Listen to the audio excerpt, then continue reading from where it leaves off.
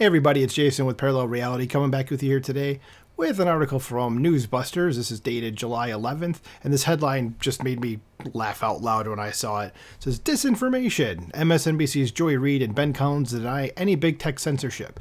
Never mind the fact that we have actual proof that this went on, and not just like a little bit, but like a metric F-ton of proof that this happened. Excuse me. And Ben Collins saying something that's deliberately untrue is right on brand for him, and Joy Reid is just an idiot. I mean, but whatever. Let's see what this has to say here, because I just think this is going to be really funny. It says, the people who I self-identify as the foes of disinformation often are unloading disinformation because they hate conservatives more than they revere truth. On Monday's The Readout on MSNBC, host Joy Reid brought on NBC News Dystopia Beat. What is that? Dystopia Beat. I don't get that. Like, okay, whatever. I'm not even going to try to figure out what that means. Dystopia Beat reporter Ben Collins to claim that Twitter is already losing big to Mark Zuckerberg's Threads site, and to claim with a straight face that big tech censorship is a conspiracy theory spun by the uncool people that nobody likes. Now, if you guys don't know who Ben Collins is, I'm sure a lot of you know who Joy Reid is. Ben Collins is known as, like in the circles that I've seen on Twitter and that I run with, he's known as one of the big three of disinformation on the platform. It's Rex Chapman, Aaron Rupar, and this guy. And I can tell you, like, if he said something factual, like I totally would say that, but I've never seen him say anything that's anything other than a complete and total lie. The guy just lies. That's all he does. But that's what leftists do. They lie about everything all the time because that's all they know how to do. The truth is they're allergic to it. Okay? So this guy is not smart, and he's just a serial liar. Says that Twitter files business that established the reality that in 2020 federal agencies pressured social media companies into suppressing Democrat damaging narrative like the Hunter Biden laptop and associated scandals. That's just chum for kooks. Collins spread his appearance on Twitter, and he wrote on Twitter, he said the quiet part a little loud on TV Monday. Maybe it's not censorship, maybe people just don't agree with you. No, it's censorship, dickwad. Like, we have, how many people on the Twitter files report on this? It started with Matt Taibbi. It's also Lee Fang, Barry Weiss, Michael Schellenberger. Man, I'm forgetting some pretty prominent names, but just, you can find it all over the place where they put out the actual communications from government officials to Twitter saying to suppress people. And these two morons are like, yeah, that didn't happen. What? What do you mean it didn't happen? Like, we have proof that this happened. Okay. So here it is. This Joy Reid says, Twitter is still a dangerous place in terms of disinformation, of course. So it's all social media platforms. They're just saying it out of Twitter because Elon owns it and they don't like Elon. It says, but we know here's lots of disinformation. You know about Ukraine. There's lots of Nazi stuff on there. Well, about Ukraine, because that would be true. It says, but I wonder if it concentrates it so much that right-wingers get bored of talking to each other, right? When Twitter is getter, they don't want to be on there. They want to be where the liberals are because they want to own the libs, and they can only do that in places where normal people are. Okay, so right here, Joy Reid, tell me how I know you don't know anybody that's conservative, or you don't know anything about conservatives at all. Okay? And you're not normal. You're a leftist. Leftism is not normal. You are a fringe group of people in this country. Because you're loud, people think you're a lot bigger than you actually are. It's like an animal defense mechanism. If you hear like a roar, you know, out in the woods somewhere, you're going to be like, holy shit, there's something out there. But then, like, let's say you came across this thing and it was like the size of a squirrel. You'd be like, wait, that's it?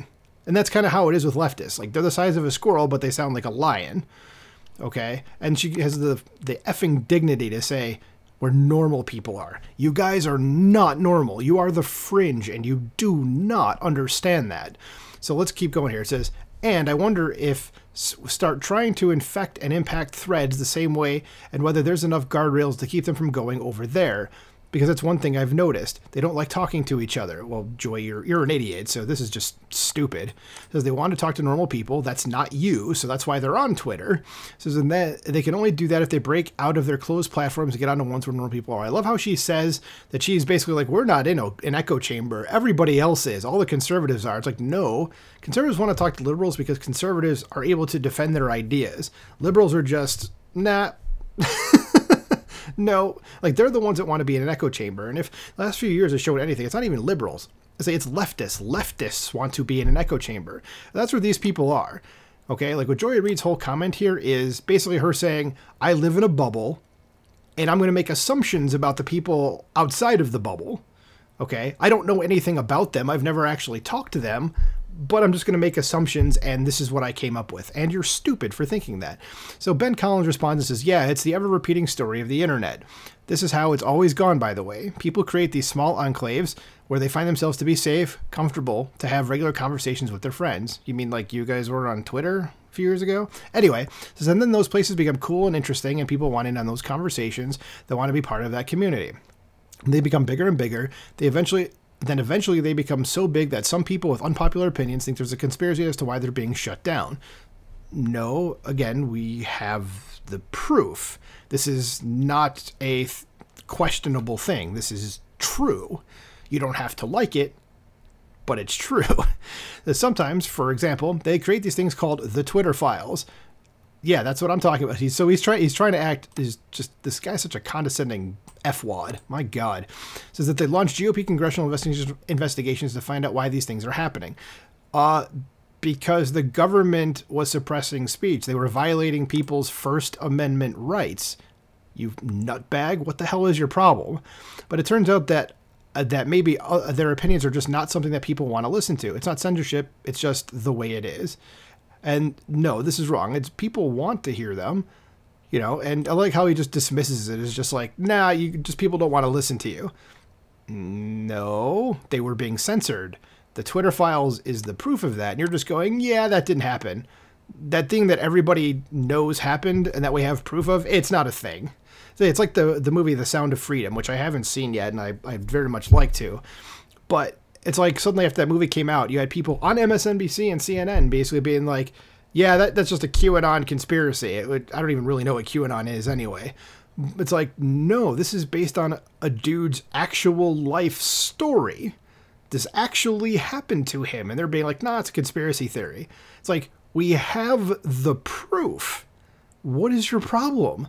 Okay. So the article concludes here. It says, so it's not censorship when things are removed from Twitter. It's merely a signal that the abnormal people, the people with unpopular opinions, shouldn't be listened to. They're not the cool and interesting people. They infect social media when they join.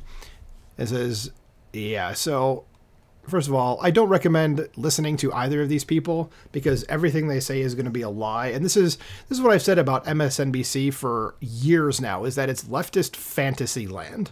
Okay, you read this interaction between these two absolute morons, and the only thing you can really conclude from it is that these people have no idea what they're talking about. They legitimately do not know. They don't get it. Okay, so, I mean, if you want to listen to MSNBC, fine, go ahead. I listened to them as recently as maybe like a decade ago, and then I was just like, yeah, there's something strange is going on there, and I stopped. Yeah, don't listen to these two. They're dumb, they're misinformed, and they are, as the article says here, some of the biggest promoters of disinformation there is. So let me know what you think about these two characters in the comments below and about their comments here as well. Like, share, subscribe, and I'll talk to you soon. Bye.